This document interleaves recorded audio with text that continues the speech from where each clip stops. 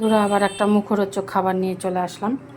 এটা হচ্ছে তেঁতুল জল, এটা হচ্ছে টক দই, এখানে ঝুরি ভাজা, আলু সেদ্ধ করে কেটে নিয়েছি, লঙ্কা কুচি করে নিয়েছি, পেঁয়াজ কুচি করে নিয়েছি, মটর সেদ্ধ, ছোলা সেদ্ধ। আর এটা সুজি আর আটা দিয়ে মেখে বড় বড় রুটি করে বেলে তারপর একটা ছোট্ট বাটি দিয়ে কেটে কেটে এরকম করে এই শেপে ভেজেছি। চলো এবার কি বানাই তোমাদেরকে দেখাই। দেখো বন্ধুরা, আমি সব কিছু দিয়ে এরকম মেখে নিয়েছি, মেখে নিলে ভালো হয় আর কি। আর একটা মশলা ভেজে রেখেছিলাম এখানে, জিরে, ধনে, গোলমরিচ, তেজপাতা, শুকনো লঙ্কা সব কিছু দিয়ে একটা মশলা তৈরি করে রেখেছিলাম।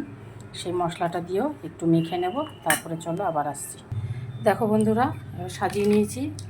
এইবার ওপর দিয়ে দিয়ে দেব টক জল, যেটা ছাড়া অসম্পূর্ণ, চটপটার মজাটাই থাকবে না এই তেঁতুল জলটা ছাড়া।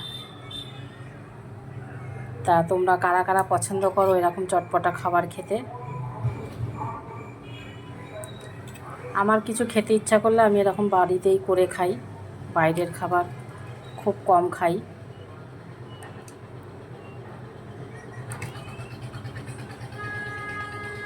দুটো থালায় সাজিয়ে নিয়েছি, কেন ওই থালাটায় হয়নি তার জন্য।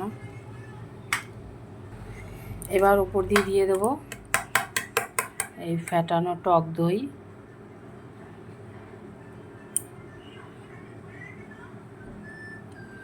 খেতে যা লাগবে না, দেখো দিয়ে দিলাম টক দই। এবার ওপর দিয়ে দিয়ে দেবো হচ্ছে এই ঝুরি ভাজা। ঝুরি ভাজাটা এরকমভাবেই দেবো। দেখো বন্ধুরা, করে ফেললাম চটপটা পাপড়ি চাট। তোমরা কারা কারা পছন্দ করো? আমার তো হেভি পছন্দ। তা আমার ভিডিওটা কেমন লাগলো? আবার পরে কোনো একটা এইরকম চটপটা খাবার নিয়ে চলে আসবো। আজকের মতন রাখছি, টাটা।